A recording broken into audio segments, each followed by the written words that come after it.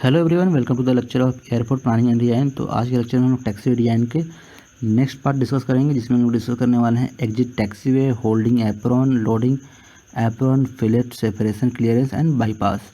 तो geometrical design हम लोग पहले से डिस्कस कर चुके हैं। अब चलते हैं एग्जिट टैक्सीवे के पास। एग्जिट टैक्सीवे के बारे में मैंने पहले डिस्कस कर दिया था कि एग्जिट टैक्सीवे वो पोर्शन होता है जहाँ से हमारा रनवे से जो है टैक्सीवे में एंट्री होती है एयरक्राफ्ट की, तो उस पोर्शन को हम लोग बोलते हैं एग्जिट टैक्सीवे। तो एग्जिट टैक्सीवे के जो है लोकेशन है वो कहाँ पे होगा, वो डिपेंड करता है बहुत सारे फैक्टर्स पर। तो पहला है एयर ट्रैफिक कंट्रोल। तो फर्स्ट है कि एयर ट्रैफिक कंट्रोल मतलब कि आपका जो उस एयरपोर्ट पर एयर ट्रैफिक कंट्रोल सिस्टम है, जो भी लोग हैं, जो पर्सनल है, जो भी स्टाफ है, वो जो ट्रैफिक कंट्रोल कर रहे हैं, उनके पास पूरा अवेयरनेस होती है कि वहाँ पे कौन कौन से लोकेशन पे आपके पास पार्किंग के लिए स्पेस है, कहाँ कहाँ पे आपके टैक्सीवे है। तो आपको वो जो है एयर ट्रैफिक कंट्रोल वो डिसाइड करता है कि वो कितना फास्ट वो हैंडल कर सकता है डिफरेंट एयरक्राफ्ट के ऑपरेशंस को। तो उसके फास्ट हैंडल करने के कैपेबिलिटी में ही डिपेंड करता है कि आपका एग्जिट टैक्सीवे कहाँ पे होना चाहिए। अगर कम डिस्टेंस पर होगा तो उतना जो है जो एयर ट्रैफिक कंट्रोल जो है उतना फास्टली वो नहीं कर पाएगा, इसलिए इसके अकॉर्डिंग ही हम लोग को एग्जिट टैक्सीवे का लोकेशन डिसाइड करना चाहिए। नेक्स्ट है एग्जिट स्पीड। अब है कि जो एयरक्राफ्ट जो अप्रोच कर रहा है रनवे को, वो एग्जिट स्पीड, वो किस स्पीड से रनवे को एग्जिट कर सकता है, उसका ये फिक्स वैल्यू होती है, फिक्स मतलब क्राइटेरिया होती है। तो उसके अकॉर्डिंग ही हम लोग को एग्जिट टैक्सी बनाना पड़ेगी कि किस लोकेशन पर जाकर वो इतना स्पीड अचीव कर लेता है मतलब कि इतना लूज करता है, मतलब हायर स्पीड से वो एंटर करता है रनवे पे, उसके बाद वो अपना स्पीड को लूज करता जाता है।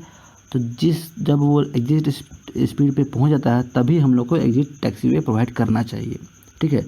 नेक्स्ट है लोकेशन ऑफ रनवे। तो अब ये डिपेंड करता है कि रनवे का ओरिएंटेशन कैसा है और आपका टर्मिनल बिल्डिंग की वो लोकेशन कहाँ पे है। तो उसके रिस्पेक्ट में हम लोग को मिनिमम डिस्टेंस चाहिए होता है। तो मिनिमम डिस्टेंस के लिए हम लोग वहाँ पे टैक्सीवे प्रोवाइड कर सकते हैं। तो टैक्सीवे को हम लोग उसी के अकॉर्डिंग ही हम लोग को प्रोवाइड करना होता है। नेक्स्ट है नंबर ऑफ़ एग्जिट, कि आपको कितना नंबर ऑफ़ एग्जिट बनानी है वहाँ पे। अगर किसी रनवे में आपको सिर्फ मिनिमम 2 एग्जिट टैक्सी बनानी है तो ये मतलब ऑब्वियस है कि वो आपके एंड में होगा, एक स्टार्टिंग में होगी। आपको 3 बनानी है तो उसके अकॉर्डिंग होगा कि आपका कितने डिस्टेंस पर वो लैंडिंग कर सकता है एयरक्राफ्ट, उसके अकॉर्डिंग हम लोग वहाँ पे 3rd एग्जिट पे बना सकते हैं। नेक्स्ट हमारा जो फैक्टर है वो है पायलट वेरिएबिलिटी। अब है कि जो पायलट के एक्सपीरियंस के अकॉर्डिंग, पायलट के बिहेवियर के अकॉर्डिंग ये हो सकता है कि कुछ पायलट पहले रोक दे, अब कुछ पायलट्स को टाइम लगे मतलब ब्रेक अप्लाई करने में। तो ये थोड़ा सा पायलट वेरिएबिलिटी ध्यान में रख के ही हम लोग को एग्जिट टैक्सीवे का लोकेशन डिसाइड करना चाहिए, क्योंकि हो सकता है कि अगर कोई जो पायलट है वो उसको मतलब एयरक्राफ्ट को एग्जिट स्पीड तक ले आने में, स्लो करने में थोड़ा टाइम लग जाए, थोड़ा डिस्टेंस लग जाए, तो उसको वापस तो नहीं आएगा वो लेकर एयरक्राफ्ट को, उसको आगे ही मूव करना पड़ता है। तो इस केसेस में जो एग्जिट टैक्सीवे हो वो हमें उसका जो लोकेशन है वो चेंज करने की ये फैसिलिटी होनी चाहिए। नेक्स्ट है टोपोग्राफिकल फीचर्स। जो आपका जो एयरपोर्ट है वो उसका लोकेशन क्या है, उसका हाइट कितना है, एल्टीट्यूड का, उसका डीप वैली तो नहीं है, आसपास कोई ऑब्स्ट्रक्शन तो नहीं है, टर्निंग जोन है या नहीं है। ये सारे फैक्टर्स पर भी डिपेंड करता है कि आपको कितना डिस्टेंस चाहिए, रिक्वायरमेंट होगा एयरक्राफ्ट को लैंड कराने में। तो उसके अकॉर्डिंग हम लोग डिसाइड करते हैं कि एग्जिट टैक्सीवे कहाँ पे होना चाहिए। नेक्स्ट है टाइप्स ऑफ एयरक्राफ्ट। तो एयरक्राफ्ट के टाइप पर डिपेंड करता है कि अगर लार्ज एयरक्राफ्ट है तो उसको लार्जर डिस्टेंस चाहिए होगा, तो उसके अकॉर्डिंग डिफरेंट एग्जिट टैक्सीवे होना चाहिए। और जो स्मॉल एयरक्राफ्ट है उसके लिए तो अलग होने चाहिए एग्जिट टैक्सीवे, क्योंकि वो कम डिस्टेंस में ही वो आप रोक सकते हैं उसको। नेक्स्ट है weather condition. Weather condition change होने की वजह से, मतलब अगर क्लाइमेट सही नहीं है तो आपको हो सकता है कि आपको विंड आपका सपोर्ट कर रहा हो आपको रुकने के लिए, तो आप कम डिस्टेंस में रुक सकते हैं। अगर विंड सपोर्ट नहीं कर रहा हो या टेम्परेचर वैसा नहीं हो कि आपको ड्रैग नहीं मिल पा रहा हो या ड्रैग ब्रेकिंग इफेक्ट नहीं मिल पा रहा हो, तो आपको हो सकता है कि आपको ज़्यादा डिस्टेंस चाहिए होगा, रिक्वायरमेंट होगा आपको लैंड करने के लिए। तो लैंड करने के लिए जो डिस्टेंस ज़्यादा चाहिए होगा तो आपको उस कंडीशन में आपको एग्जिट टैक्सीवे उस लोकेशन पे होना चाहिए, ताकि आप दोनों कंडीशन में आपको एग्जिट टैक्सीवे पर एंट्री मिल सके।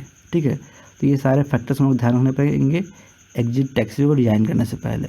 अब चलते हैं डिज़ाइन पर एग्जिट टैक्सीवे के, मतलब कि बेसिकली हम लोग को रनवे और टैक्सीवे का जो ज्वाइनिंग सेक्शन है उसको डिजाइन करना पड़ता है कि मतलब कि हमारा जो रेडियस कितनी होनी चाहिए, लेंथ कितनी होनी चाहिए उस कर्व की। तो बात की जाए कि आपका एंगल ऑफ टर्न कितना होना चाहिए, कितने पे वो एंगल ऑफ डिफ्लेक्शन होना चाहिए। तो ये एंगल जो ऑफ डिफ्लेक्शन जो है वो हम लोग को मिनिमम रखना चाहिए, ताकि वो इजीली वो वहाँ से जो एयरक्राफ्ट आ रहा है वो आपको इजीली वहाँ से यहाँ से इस तरह आ रही है तो वो यहाँ से टर्न हो जाए। उसके लिए मिनिमम हमारे पास जो डिफ्लेक्शन एंगल है वो एक्यूरेट एंगल होना चाहिए, स्मॉलर एंगल होना चाहिए, जो कि 30 to 45 डिग्री ले आता है। अगर यहाँ पे राइट एंगल अगर होता है, आप यहाँ पे डिफ्लेक्शन लेंगे तो यहाँ पे सही से विजिबिलिटी मिल नहीं पाती पायलट को, तो हो सकता है कि थोड़ा टाइम लगे उसको टर्न करने में एयरक्राफ्ट को। तो इस केस में हम लोग मेनली रिकमेंड किया जाता है कि हम लोग को एक्यूट एंगल या 30 to 45 डिग्री लिया जाए, लेकिन अगर किसी स्पेशल केस में जरूरत पड़े तो 90 डिग्री भी रखा जा सकता है। अब बात की ली जाए तो कि कर्व की, तो कर्व जो है हम लोग यहाँ पे जो प्रोवाइड करते हैं वो होता है कंपाउंड कर्व। यहाँ पे कंपाउंड कर्व प्रोवाइड करते हैं जो कि अगर आपकी स्पीड है, अगर मतलब exit speed 65-95 kilometre per hour है, तो अगर मिनिमाइज करना है हम लोग को टायर का वियर, तो हम लोग इसमें कोशिश करते हैं कि वहाँ पे जो कर्व है वो कंपाउंड कर्व हो। तो यहाँ पे हम लोग ट्रांजिशन कर्व नहीं देते हैं, हम जस्ट सिंपल कंपाउंड कर्व करा देते हैं, क्योंकि ऑलरेडी आपका जो रनवे का विड्थ है वो हायर अमाउंट में है और जो आपका एंट्री हो रहा है वो भी हायर विड्थ में होता है। तो इस केस में है वो ट्रांजिशन कर्व देने की जरूरत नहीं पड़ती है, इसमें हम लोग कंपाउंड कर्व से काम चला लेते हैं। तो कंपाउंड कर्व देना है तो कंपाउंड कर्व का जो रेडियस कितनी होनी चाहिए, लेंथ कितनी होनी चाहिए वो पता होना चाहिए। तो बेसिकली जो एक्सपेरिमेंटली जो देखा गया है वो R1 की मतलब पहले रेडियस की जो वैल्यू है वो डिफरेंट स्पीड्स के लिए ये होता आप ले सकते हैं। जैसे 65 के लिए 517 मीटर, 85 किलोमीटर पर आवर के लिए 731 मीटर और 95 किलोमीटर पर आवर के लिए 941 मीटर के हम लोग ले सकते हैं R1 की वैल्यू। और L1 की वैल्यू हम लोग उसके अकॉर्डिंग ही डिसाइड कर लेते हैं। कैसे डिसाइड करते हैं हम आगे डिस्कस करेंगे, ठीक है। R2 और L2 का भी वैल्यू हम लोग निकाल लेते हैं। तो जो है एग्जिट स्पीड है, एग्जिट स्पीड जो है बहुत इंपॉर्टेंट फैक्टर है, जिसकी वजह से हम लोग ये डिसाइड करते हैं कि आपका कितना टर्न एंगल होना चाहिए, कितना आप कंफर्टेबली आप वो पास कर सकते हैं उसमें एग्जिट टैक्सीवे में। तो एग्जिट स्पीड जो है वो सबसे ज़्यादा इम्पॉर्टेंट फैक्टर है किसी भी एग्जिट टैक्सीवे को डिज़ाइन करने समय, ठीक है। तो अब बात कर लेते हैं लेंथ की। तो लेंथ L1 L2 हमको निकालना होता है। तो L1 के लिए हमारे पास फॉर्मूला है V³ डिवाइडेड बाई 45.5 CR2। तो C एक कांस्टेंट है, R2 रेडियस सेकेंड रेडियस है और V तो एग्जिट स्पीड है ही। तो हम लोग जो है ये R2 है जो नॉर्मल जो फार्मूला होता है R2 का, जो आपको पता होगा, जो V²/125F से निकाल लेते हैं, ठीक है। जो L2 है, L2 हम लोग निकालते हैं ये फॉर्मूले से πr2d2/180। तो यहाँ पे R2 का पास पता हो तो आपको पास D पता हो तो आप L2 भी निकाल सकते हैं, ठीक है। तो अब बात कर लेते हैं ऑक्यूपेंसी टाइम की। तो एग्जिट टैक्सी में ये फैक्टर डिपेंड करता है कि आपका ऑक्यूपेंसी टाइम कितनी है आपके रनवे की।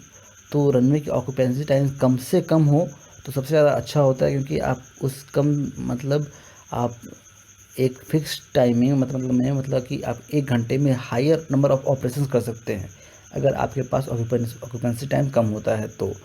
तो ये जो है ऑक्यूपेंसी टाइम है वो डिपेंड करता है कि आपने कितने अच्छे तरीके से एग्जिट टैक्सीवे को डिज़ाइन किया है।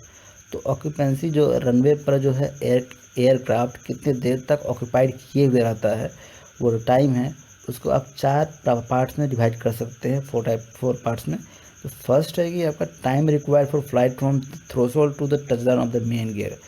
मतलब कि आपका जो है जस्ट आपका रनवे है और रनवे पे आपका वहाँ पे एयरक्राफ्ट आपका आ रहा है एयर से, और यहाँ पे आपका ये इसको बोलते रनवे का लास्ट को बोलते हैं थ्रोशोल्ड। तो थ्रोशोल्ड में वो इंटर कर रहा है और इंटर करके वो जस्ट टचडाउन करता है आपका एयरक्राफ्ट। तो एयरक्राफ्ट का सबसे पहले मेन गियर है या फिर लैंडिंग गियर जिसको बोलते हैं हम लोग, वो टच करता है।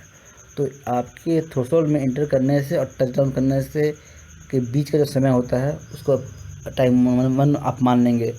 नेक्स्ट टाइम है कि time required for the nose gear to make contact with the pavement after the main gear have made contact.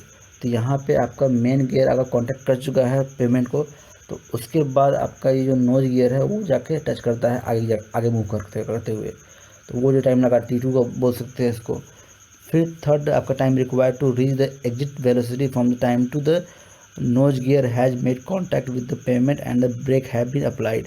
उसके बाद थर्ड टाइम तीसरी आप मान सकते हैं कि जब आपका जो टचडाउन दोनों गियर दोनों व्हील कर चुका है, तब आपका जो है एयरक्राफ्ट का स्पीड को अपने ब्रेक लगाते हुए इतना लेके आ गए आप कि ताकि वो एग्जिट वेलोसिटी के बराबर आपका आ चुका है, तो उसको आप थर्ड टाइम बोल सकते हैं। नेक्स्ट है कि आपका जो है एयरक्राफ्ट है जब एग्जिट स्पीड पे आ चुका है, तो उसको आपको टर्न करके लेके जाना है आपको टैक्सीवे में, तो उसमें आपका 10 सेकंड लगता है, वो आप T4 बोल सकते हैं। ये T1 T2 T3 T4 आप चारों को ऐड कर देंगे, ये कहलाएगा ऑक्यूपेंसी टाइम। तो ये आपके ऑक्यूपेंसी टाइम कम से कम करने की कोशिश करनी चाहिए एग्जिट टैक्सीवे को डिज़ाइन करते समय। अगर हम लोग कम से कम करेंगे तो आपका जो है रनवे की कैपेसिटी है और ऑपरेशंस है वो आप बढ़ा सकते हैं, ठीक है। नेक्स्ट बात करते हैं शेप ऑफ टैक्सीवे की। तो ये जो है स्लाइटली वाइडेंड होता है एंट्रेंस पे। आपने जैसे देखा था कि आपका जैसे ये रनवे है और रनवे से यहाँ पे टैक्सीवे निकल रहा है, तो यहाँ पे हम लोग वाइड रखते हैं, लगभग 30 मीटर के आसपास रखते हैं ये डिस्टेंस, और धीरे धीरे टेपरिंग होता है यहाँ पे, धीरे धीरे आपका विड्थ कम होता है, आपका लगभग 22.5 मीटर तक लेके जाते हैं हम लोग। वो डिपेंड करता है आपके एयरक्राफ्ट का एयरपोर्ट के टाइप पर, तो उसके अकॉर्डिंग हम लोग लेके जाते हैं यहाँ पे टेपरिंग करते हुए। ये है आपका शेप ऑफ टैक्सीवे है। नेक्स्ट है स्टॉपिंग डिस्टेंस, मतलब कि अगर सफिशिएंट डिस्टेंस आपको मतलब कि होना चाहिए आपके टैक्सीवे में, ताकि आपको जो है आपने जैसे इंटर किया है एग्जिट टैक्सीवे में, तो अगर कुछ आपका कोई इस तरह का ऑब्स्ट्रक्शन दिख रहा है तो आप उसको वहाँ पे रोक सकें, आपके एयरक्राफ्ट को वहाँ पे रोक सके तो ऑब्स्ट्रक्शन से पहले। तो उसके लिए आपको जो स्टॉपिंग डिस्टेंस चाहिए उसका फॉर्मूला है आपका V²/25.5D।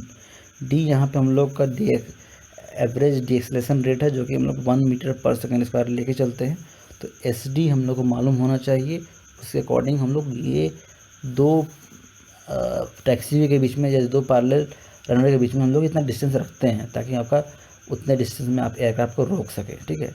नेक्स्ट बात कर लेते हैं टर्निंग रेडियस की। तो टर्निंग रेडियस की जो है हम लोग पुराने फॉर्मूले से ही निकाल सकते हैं, जो कि R= V²/125F है, जो कि R2 निकालते हैं हम लोग, ठीक है। R1 के लिए आपको फॉर्मूला मैंने बताया ही था। अब एग्जाम्पल प्रॉब्लम देख लेते हैं कि डिज़ाइन करने का, कि कैसे डिज़ाइन करते हैं हम लोग एग्जिट टैक्सीवे। तो यहाँ पे डिज़ाइन करना है एग्जिट टैक्सीवे, जिसमें कि पैरेलल मेन टैक्सीवे के बीच में हमारा ये एग्जिट टैक्सीवे है, और इसका जो एंगल ऑफ टर्न 35 डिग्री है, और जो है टर्न ऑफ स्पीड 80 km/h है। यहाँ पर टर्न ऑफ स्पीड मतलब कि ये एग्जिट स्पीड है। नेक्स्ट है रेडियस ऑफ एंट्रेंस, जो कि है 731 मीटर, रनवे विड्थ दिया हुआ है 45 मीटर, टैक्सी विड्थ दिया है 22.5 मीटर। तो आपको ये सजेस्ट करना है कि मैक्सिमम सेपरेशन कितना होना चाहिए और उसका ड्राइंग बनाना है। तो सबसे पहले हम लोग R2 निकालेंगे इस फॉर्मूले से। यहाँ पे V हम लोग को पता है 80 km/h, और F को हम लेके चलते हैं 0.13, तो इससे हम लोग निकाल लेंगे रेडियस R2, ठीक है। अब हम लोग को निकालना है R1, L1 और L2। तो सबसे पहले जो है हम लोग L1 का जो फॉर्मूला जो था हमारे पहले पास, उससे हम लोग निकाल लेंगे L1। हमारे पास लेंथ ऑफ कर्व मिल गया है, और लेंथ ऑफ कर्व मिल गया है तो लेंथ ऑफ कर्व से हम लोग सिंपल जो आपका सर्वे में आपने पढ़ा था वो फॉर्मूले से आप एंगल निकाल सकते हैं, ये एंगल डिफ्लेक्शन एंगल निकाल सकते हैं L1 का। मतलब कि यहाँ पे जो है आपका इस लोकेशन पे जो है मैं तो बता रहा हूँ यहाँ पे, हाँ, कि यहाँ पे जो L1 जो डिस्टेंस है उसमें कितना एंगल पर वो डिफ्लेक्शन हो रहा है L1 पे। मतलब कि यहाँ पे एक कर्व है, तो यहाँ पे कितना एंगल ऑफ डिफ्लेक्शन है वो निकाल लेते हैं D1। तो ये हमारे पास निकल गया D1। टोटल हम लोग के पास 35 डिग्री रखा हुआ था, तो D2 कितना हो जाएगा वो हम लोग 35 में से 5 डिग्री 45 मिनट माइनस कर देंगे, तो आ जाएगा आपका D2 आ जाएगा। तो D2 मालूम हो जाएगा, तो हम D2 को के अकॉर्डिंग हम लोग लेंथ निकाल सकते हैं, जो कि सर्वे का जो फॉर्मूला है πRD/180, उससे डायरेक्ट निकाल सकते हैं हमारे पास। तो हमारे पास L1, L2, R1, R2 मिल गया। तो बेसिकली हम लोग को सारा इन्फॉर्मेशन मिल गया हम लोग को डिज़ाइन करने के लिए एग्जिट टैक्सीवे। लेकिन बात ये है कि हमारे पास ये पैरेलल टैक्सीवे है, उसके बीच में हम लोग टैक्सी बना रहे थे। तो यहाँ पे जो है यहाँ पे जो है आपको स्टॉपिंग डिस्टेंस का भी पता होना चाहिए कि स्टॉपिंग डिस्टेंस होना चाहिए वहाँ पे। तो हम लोग V²/25.5d से निकाल सकते हैं स्टॉपिंग डिस्टेंस। तो ये जो लेंथ है वो पूरा टैक्सीवे का वो 251 मीटर होना चाहिए, ठीक है। तो ये जो गाइडलाइन दिया गया है आपको आगे मैं बताऊंगा उसके गाइडलाइन का, कि जो है अगर सुपरसोनिक एयरक्राफ्ट है तो इस केस में ICA का जो मतलब गाइडलाइन है कि अगर टैक्सीवे है या रनवे है उसके बीच का जो है मिनिमम डिस्टेंस, मिनिमम क्लियरेंस वो 184 मीटर होना चाहिए, ठीक है। तो यहाँ पे हमारा जो है पैरेलल जो डिस्टेंस है ये डिस्टेंस ये 184 मीटर है होना चाहिए पहले से। उसके बाद ये इसका हाफ लेंगे हम लोग 22.5 मीटर और इस टैक्सीवे का हाफ लेंगे 11.25 मीटर। तो ये आना चाहिए 217.75 मीटर, ठीक है। अब हम लोग देखते हैं कि ये आपका ये विड्थ लेंथ मिल गया हमें, तो 35 डिग्री पर ये लेंथ है, तो हमारा ये लेंथ कितना होगा वो निकालने के लिए हमारे पास कितना अवेलेबल लेंथ है इस पूरे टैक्सीवे में वो निकालना है। वो मतलब इसके एंड से लेकर रनवे के एंड से लेकर आपके मेन टैक्सीवे के एंड के बीच का डिस्टेंस कितना है वो हमको निकालना है। तो पहले हम लोग जो पूरा डिस्टेंस है 217.75 मीटर का हम लोग sin 35 करेंगे तो आपका ये डिस्टेंस आ जाएगा, ठीक है। तो ये डिस्टेंस में से हम लोग को ये जो है रनवे पर का डिस्टेंस और टैक्सीवे का बीच का डिस्टेंस वो माइनस करना पड़ेगा। तो वो 45 का हाफ 22.5 का हाफ लेते हैं हम लोग विड्थ का हाफ, ठीक है, और डिवाइडेड बाई sin 35 करेंगे। तो ये हमारा जो है ये रनवे के एंड से लेकर टैक्सीवे के एंड के बीच का जो ये है टैक्सीवे के अलॉन्ग डिस्टेंस मिल जाएगा हमारा, जो कि आ रहा है 320.79। तो जो 320.79 डिस्टेंस आया है वो आपका जो है यहाँ पे स्टॉपिंग डिस्टेंस से ज़्यादा है तो मतलब सही है आपका, तो आप ये यहाँ पे ले सकते हैं। तो यहाँ पे जो है फिलेट का जो एरियाई है वो 22.5 मीटर और 60 मीटर ये गाइडलाइन के अकॉर्डिंग लिया जाता है। ये कैसे लिया जाता है मैं आगे बताऊंगा, इसका जो फिलेट में बताऊंगा इसको, ठीक है। तो यहाँ पे हमारा जो L1 L2 मिल गया है, हमारा R2 मिल गया है और R1 तो पता ही रहता है जो हमें दिया रहता है।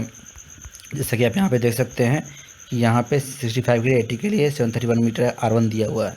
तो हमारे पास R1 R2 L1 L2 मिल चुका है और उसके बाद जो है हमारा जो स्टॉपिंग डिस्टेंस भी सही है मिनिमम क्राइटेरिया के अकॉर्डिंग, तो हमारे यहाँ पे डिज़ाइन हो जाएगा। अब यहाँ पे बना सकते हैं पूरा इसका ड्राइंग। अब बात कर लेते हैं लोडिंग एप्रॉन की। तो लोडिंग एप्रॉन की बात कर रहे हैं तो ये पेव्ड एरिया होता है टर्मिनल बिल्डिंग के पास, जो कि हम एप्रॉन बोलते हैं, जिसका पर्पस होता है जिसमें कि हम लोग एरोप्लेन में लोडिंग अनलोडिंग का काम करते हैं या फिर कुछ माइनर सर्विसिंग कर सकते हैं या फिर रिफ्यूलिंग का काम कर सकते हैं वहाँ उस लोकेशन पे। तो यहाँ पे जो है एरोप्लेन को हम लोग के लिए यहाँ पे रुकने के लिए प्लेस होता है, बर्थिंग के लिए प्लेस होता है, तो इसको हम लोग पार्किंग एप्रॉन भी बोल सकते हैं। तो जनरली ये कंक्रीट पेवमेंट की बनाई जाती है ताकि जेट ब्लास्ट की वजह से या फिर फ्यूल स्पिलेज की वजह से कोई इशू ना आए। और डायमेंशन की बात कर ली जाए तो जो है वो डिपेंड करता है एप्रॉन का कि आपका किस तरह का एयरक्राफ्ट वहाँ पे आने वाला है, साइज़ क्या है एयरक्राफ्ट की, और उसके अलावा आप कितना नंबर ऑफ ये आप लोकेशन चाहते हैं, पार्किंग का स्पेस चाहते हैं। तो पूरा जो एप्रॉन एरिया है, जो पार्किंग एरिया है, तो उसमें जो एरिया मेनली डेजिग्नेटेड होता है एयरक्राफ्ट को पार्क करने के लिए, उसको हम लोग बोलते हैं गेट। मतलब जहाँ पे आपको पार्क करना है वो होता है गेट का लोकेशन, और पूरा एरिया को बोलते हैं हम लोग एप्रॉन, ठीक है। तो गेट और एप्रॉन के बारे में हम लोग नेक्स्ट लेक्चर में आगे डिस्कस करेंगे कभी। तो अब बात करते हैं कि एयरक्राफ्ट जो है लोडिंग करते हैं वहाँ पे, तो वहाँ पे ध्यान देना पड़ता है कि आपका कुछ सर्कल वहाँ पे ड्रॉ हुए होना चाहिए।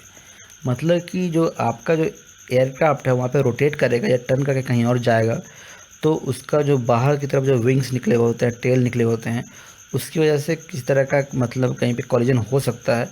उसके लिए हम लोग सर्कल बना दिया जाता है पहले से कि वहाँ पे आप मूव करेंगे तो उसके अंदर किसी तरह का कोई भी मतलब व्हीकल या फिर कोई इस तरह का एयरक्राफ्ट वहाँ पे एंटर नहीं करना चाहिए, जब ऑलरेडी यहाँ पे कोई एक एयरक्राफ्ट वहाँ पे इंटर्ड है। तो तो ये ध्यान रखना चाहिए इसमें।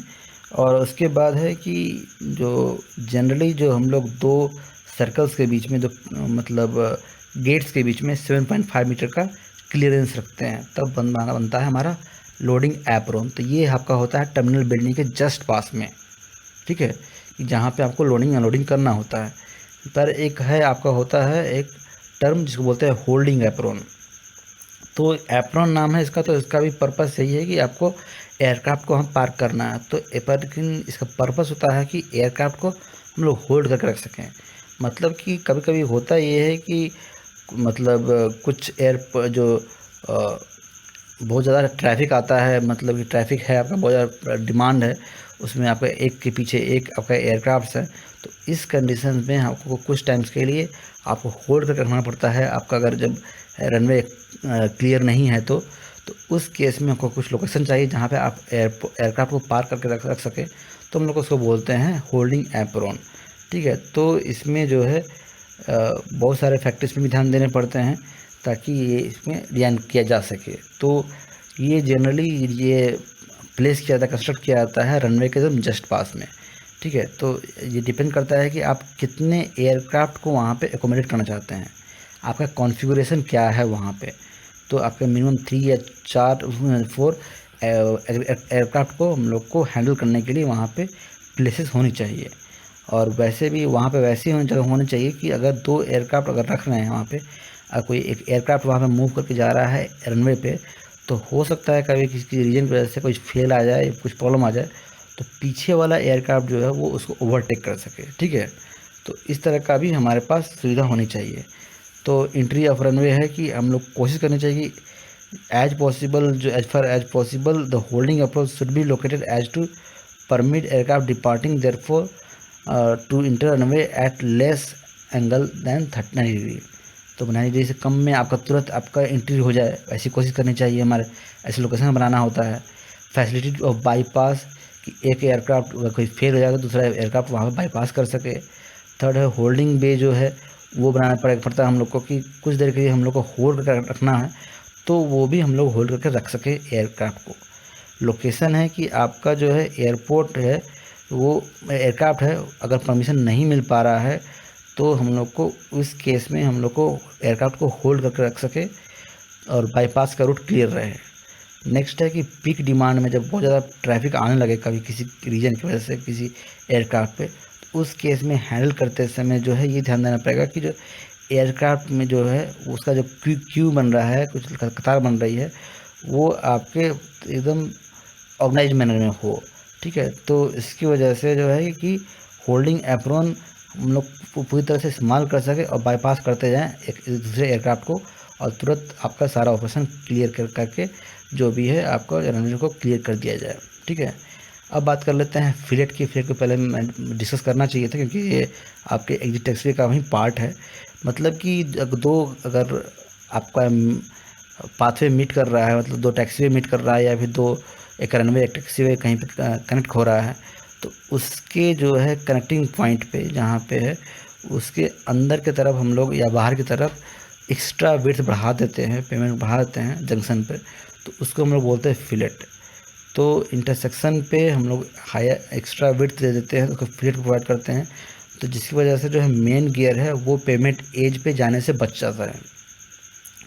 तो इसके लिए जो क्राइटेरिया है जो कि मैंने पहले भी बताया था, जो क्वेश्चन में बता रहा था उसमें था कि आपका कितना रखना चाहिए, तो मैंने उसमें डायरेक्टली दिया हुआ था 22.5 मीटर और 60 मीटर। तो आप यहाँ से देख सकते हैं कि कुछ वैल्यू दी हुई है, उसके लिए हम लोग ये डायरेक्टली फिट की जो रेडियस है वो ले लिया जाता है, ठीक है। नेक्स्ट बात करते हैं सेपरेशन क्लियरेंस की। तो मार्जिनल सेफ्टी के लिए हमारा जो है एयरपोर्ट के में जो है 2 टैक्सीवे के बीच में या फिर 2 पैरेलल कोई पाथवे है उसके बीच में कितना क्लियरेंस होना चाहिए।